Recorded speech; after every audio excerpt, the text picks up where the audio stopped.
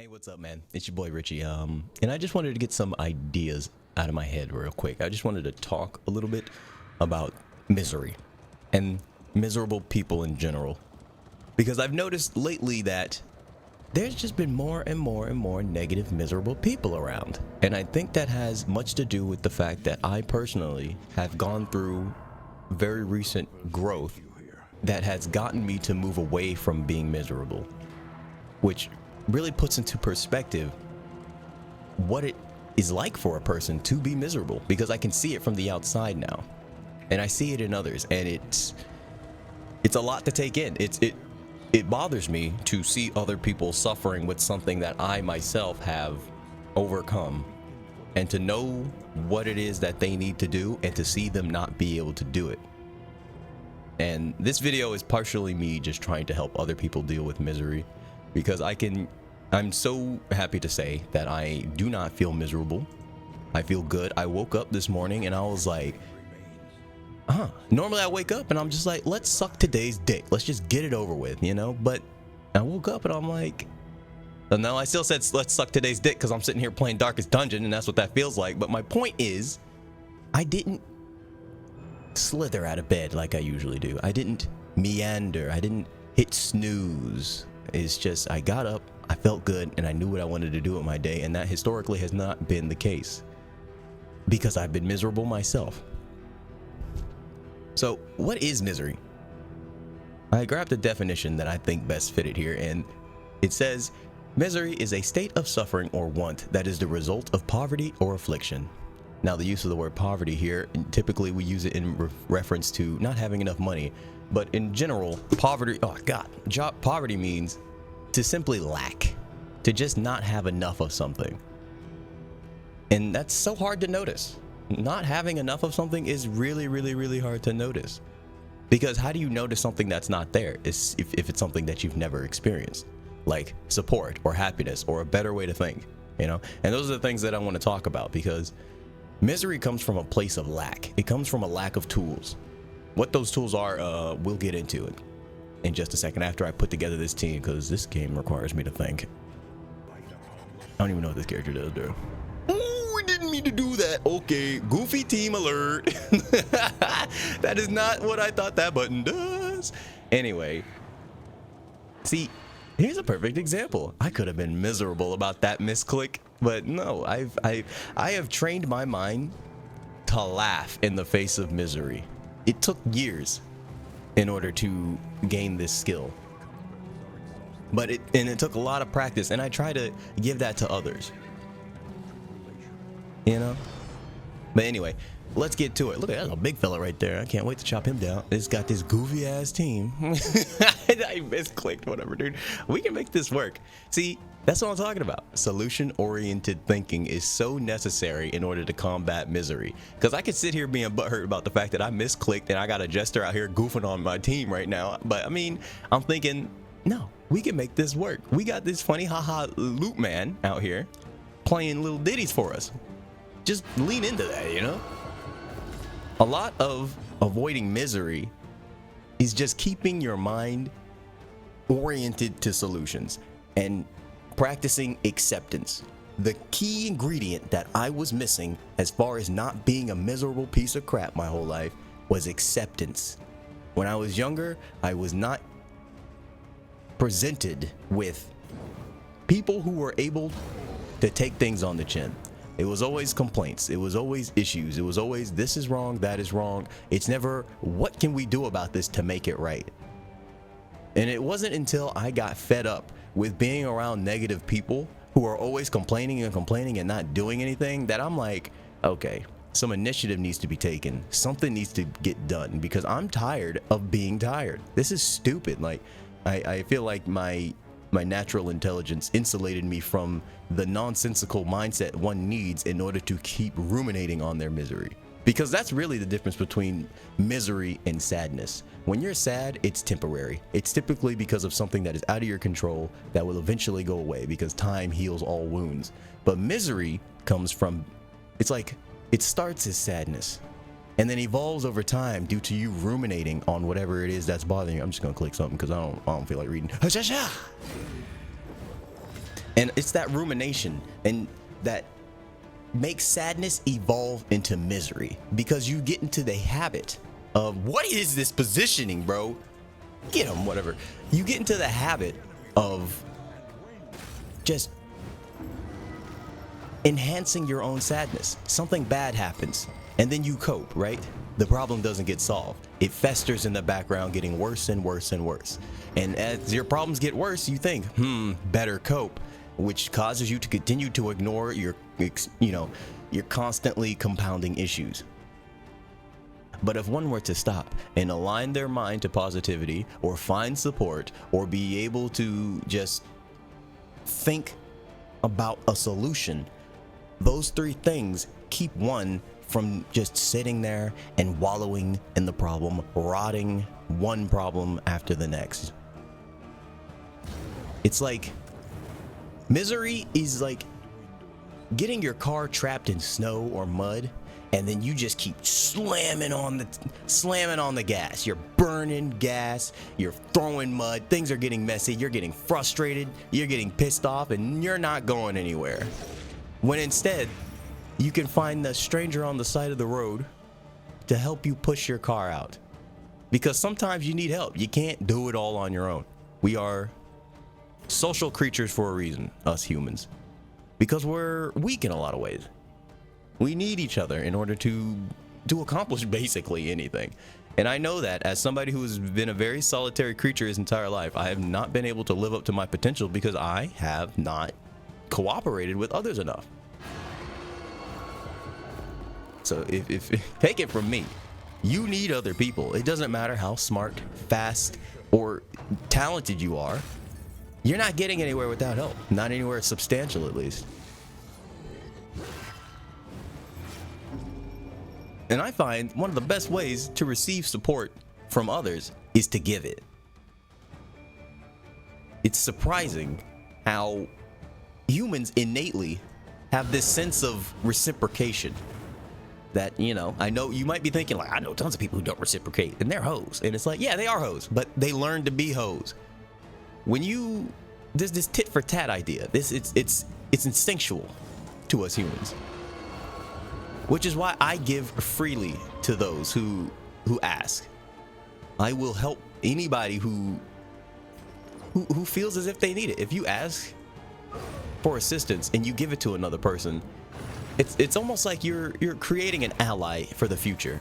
And even if you don't, my man's about to die in the first fight. Even if you don't create an ally for the future, you would still create some little bit of positive karma for yourself. Because turns out that person is a piece of crap in the future or something, right? You can at least say, let me think of another example. Let me compose my thoughts, because there's a lot going on right now. And most of it is bad. Range skills plus 25, resistance, whatever, man. Too many damn words to read. What was I talking about? Let me get back to what I was talking about. Misery. You might be wondering, how do I tell a miserable person when I see him? And that's a weird question, because you can pretty much tell when somebody's miserable. But, you got the constant negative talk. They are typically pretty downtrodden, bad posture, looks down when they walk, has nothing positive to say about anything. If you bring them good news, they'll somehow manage to make it sound like a bad thing. You know a miserable person when you see one. Even if you don't, you can feel them. You can feel them, dude. The thing about misery is that it is a disgusting mind virus. This reason alone is why one should strive so hard to not be miserable. If you have people in your vicinity, people you see regularly who you care about, you should put in a great deal of effort to not be miserable. Remain aggressively neutral at worst, because misery is a mind virus that infects those around you. If you're going around being negative about every little thing, people aren't going to want to talk to you. You're going to bring others down. People are going to come to you with good news or something positive. They're going to be in a good mood, and then you're going to try and bring it down because you don't know how. Or a miserable person will do that because they don't know how to be happy. They don't know how to feel good, because feeling good, being positive, and staying happy is a skill. You need to practice habits like eating healthy, exercising, or at least getting a little, get the blood flowing. Do things that make your body feel good and your mind will follow. Think about it. Your brain is a muscle. It needs to be trained. You like the dexterity in your fingers when you're gaming. That's something you've practiced. Not deliberately maybe, but you've been practicing. If you're a gamer like myself, it's just second nature, the things you do on a controller. When you pick up a controller and you see that you need to hit X or you need to, reload your weapon, you kind of instinctively know what button to hit. You need to do that to your brain. And as far as positivity goes, when your brain is presented with a problem, you need to build the habit to instinctually think, how do I fix this? What can I do about it? And if the answer to both of those questions is nothing, you pull out the third trait. Acceptance. Acceptance is such a powerful tool. And I can't remember whether or not I mentioned it earlier, but acceptance is the key factor to dispelling misery. If you can accept the reality of a situation, you can then begin to change it. It's through denial and rumination that one increases the amount of misery they experience. If you have a problem and you say to yourself, I'm not going to deal with this, but I'm going to continue thinking about it and let it affect me. I mean, obviously no one would ever say that and think it, cognitively. It's a subconscious thing. But you need to be able to check with yourself, like, what is my brain doing right now? You need to take an emotional inventory, is what I call it. I stop occasionally throughout the day. I have Alexa, stop. Sorry, she heard me. She's right in front of me. But I have my Echo Dot remind me occasionally to do an emotional inventory around my break time at work. And it's a great thing because I get a notification on my phone that says do an emotional inventory. And then I ask myself, what am I feeling right now? And then I ask myself, why do I feel that way? And that guides my mind towards what it is I need to do in order to feel the way that I want to. Because it's so easy to go throughout your day not thinking about how do I feel, because you gotta worry about your kids, you gotta worry about your dog, you got responsibilities, you gotta get to work on time, you need to do this, you need to do that, this is coming up, this due date's there. And it's like, relax. You have the 5 minutes it takes to stop and think about where your mind needs to be. You need to center yourself. Your life is going to be pulling you in a million different directions, and you need to be able to pull back and be like, all right, what do I need? Because you cannot best accomplish your goals and help others unless you are situated yourself.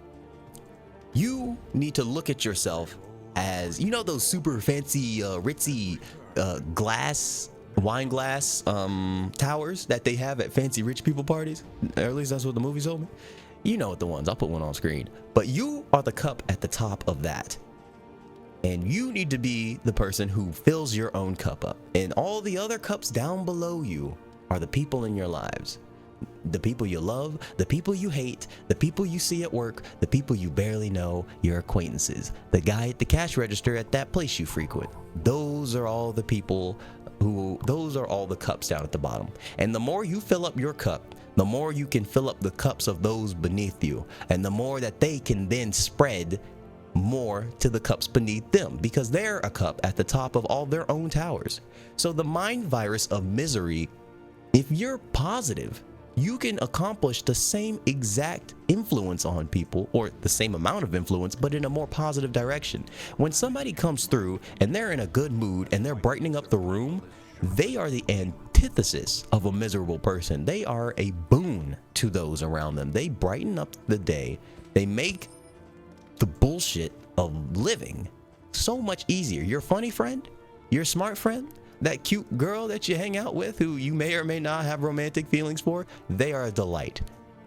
But now, could you say that about them if they were miserable, if they were sad, if they were always talking about something negative? It doesn't matter how cute they are. It doesn't matter how much you like them, because they're going to be bringing you down, and that's not good.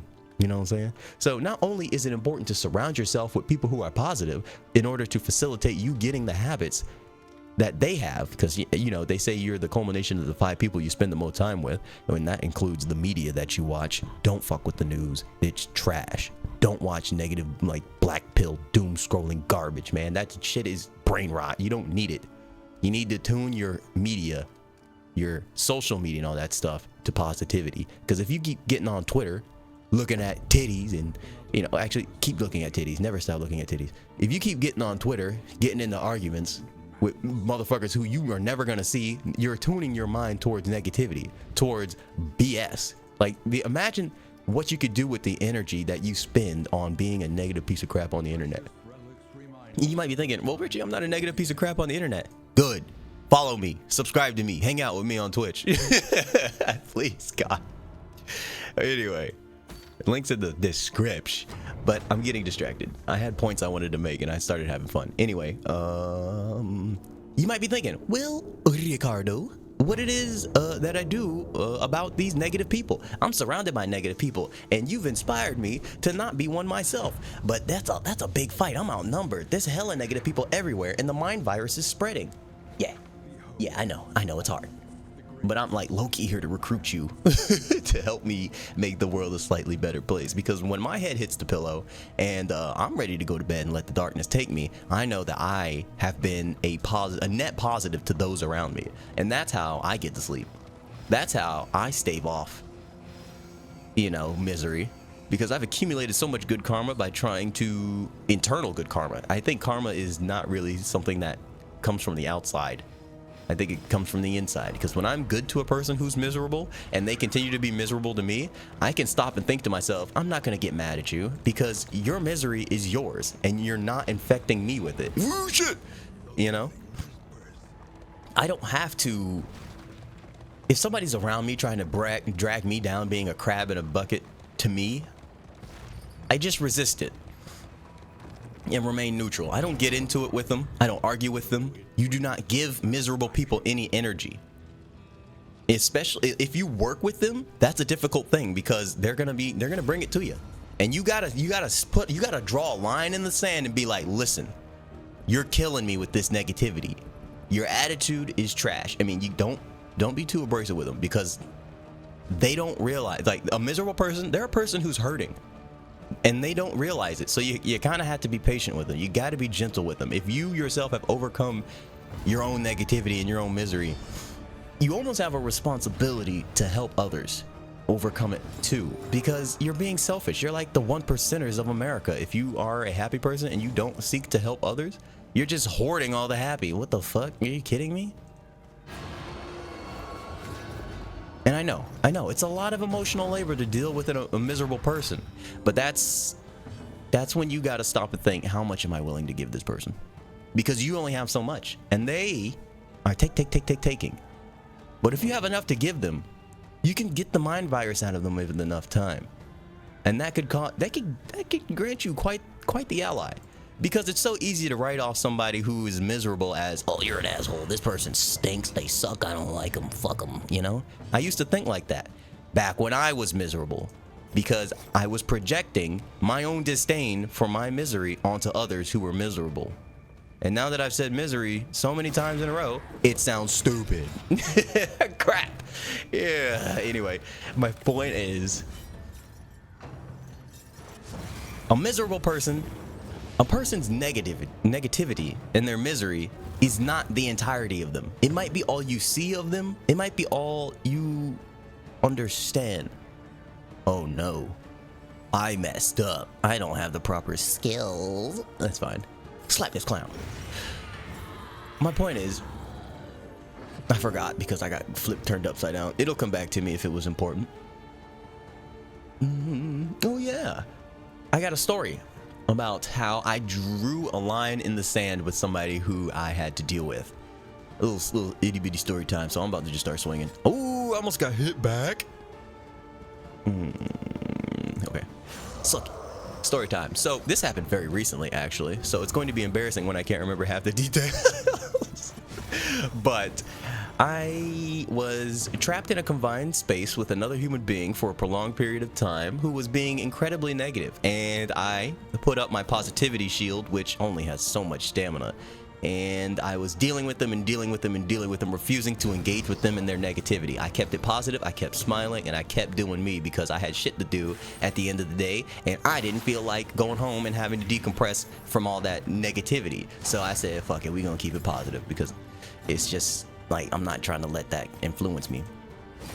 So after dealing with this person for hours and their negativity, talking shit to other people, trying to talk shit to me, but they couldn't because I never gave them any information about me. Because when a miserable person, the more they know about you, the easier it is for them to drag you down. So that's why it's important to dial in and figure out, okay, what is this person worth giving myself to? Because if you give yourself to a miserable person, they will take that energy and create something negative with it. That's why you got to get somebody out of a miserable negativity mindset before you can give more to them. That's the most difficult thing about someone you care about being miserable, is because it's like, I want to give you love, I want to give you energy, I want to be friends and happy with you, but I can't because the misery is in the way. That is the responsibility of people who have it figured out. Those who have good coping mechanisms, those who have good tools for dealing with this. You need to demonstrate it for these people, and you need to show them that there's better ways to think, because I have faith that most humans, if presented with a better way to think, will choose to do it. Miserable people aren't thinking, I can't wait to have a shit day. They don't do a front flip out of bed. It's like, oh my God, we're all gonna be miserable and I love this. The only thing better than how miserable we're gonna be today is how miserable we're gonna be tomorrow. You know, they don't think that. They wake up, they groan, and maybe perhaps after hitting snooze 2 to 3 times because they don't want to deal with the troubles of today, because they don't know that these troubles are optional. Misery is optional. That's the big thing here. You can choose not to be miserable. But back to the story, because I digress. This man, after dealing with him for so long, and my positivity shield was worn down because I didn't have enough time to drop my shield to recover my stamina, he continued to get shitty with me. And I'm the kind of person who historically will just bust you in your mouth after I get fed up with you. But I realized that has so many negative consequences, going around hitting people in their mouth. No matter how justified it has ever been in the past to hit somebody, which I have done frequently, it's always a negative consequence because people are pussies and will call the cops on you instead of fighting you like a real man. Anyway, my point is to not stoop to their level. I had to walk away from this man on the job. Fortunately, we had completed our task necessary and I had nothing more to do with him. So I said, listen, you're not going to talk to me like this. You're not going to be a negative person. I'm not dealing with you. I told the motherfucker, I told this man, I'm not dealing with you. I didn't say, I hate your guts. I didn't tell him that he was a negative piece of crap who is always going to continue being a negative piece of crap until somebody really breaks it. Like, I've had a bad habit of beating somebody over the head with a point, which doesn't work, no matter how right you are. If you hit somebody in the head with your argument, they're just going to fight you, no matter how correct. And then you're the problem now because you forced somebody into a situation where they're on the back foot and they have to defend themselves from the truth. You're forcing somebody to defend themselves from the truth by hurting them personally. That's why you have to be gentle with miserable people. They're already hurting. Imagine you go to the doctor for a physical affliction and he's like just doing whatever. He's just opening up the wound, looking in there with his eyes and shit. Fuck a scalpel. Hold on, give me that butter knife over there. I got my butterfly knife on me. Pulls out the Octane heirloom and you're like, oh shit. You know, you be sweating. That's what you're doing to somebody when you're yelling at them about being a negative piece of crap. They don't know better. If they knew better, they would do better. And in the event that they're a person who wouldn't do better, even if they know better, then you're better off without them. Let them rot. Sometimes you gotta let them rot. Because it's not until you hit the bottom of the barrel that some people will realize that, oh shit, I'm in a barrel, you know? It's hard to see outside of a barrel. Have you ever been in a barrel before? A good one? Them shits is dark in there. You gotta get him out of the barrel, dog. Hit him with that DK barrel blast. Okay, what am I doing here? Okay, how do I wrap this video up? This is the first time I've ever done something like this. It's been very cathartic for me because I can't best digest my own thoughts until I say them out loud. So don't let anybody ever tell you you're crazy for talking to yourself. That's such a weird idea, considering somebody crazy for talking to themselves. It's like, why would you not speak out loud to the person who understands you the most? You know? Let's go get the cash. Wait a minute. What's my inventory looking like? Oh, we got space. Let's go. All right.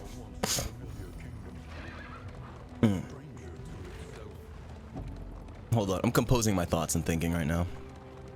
I feel like I've spoken about a lot of what I wanted to mention here, and I'm trying very hard to not talk in circles as I am wont to do.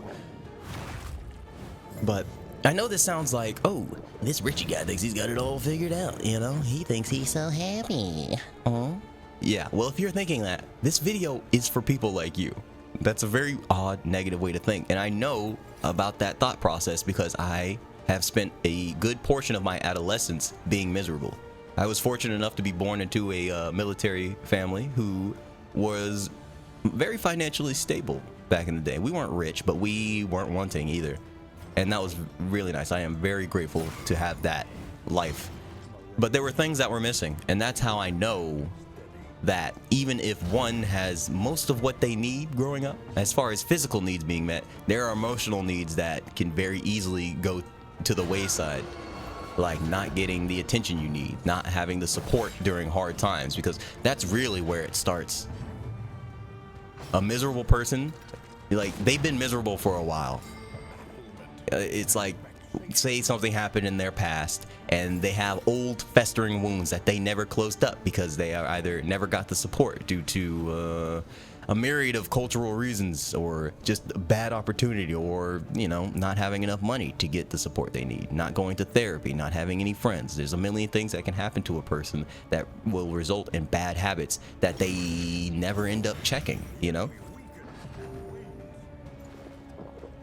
And it's the compounding nature of these bad habits that culminates into a person who doesn't even know how to be happy. They're so far away from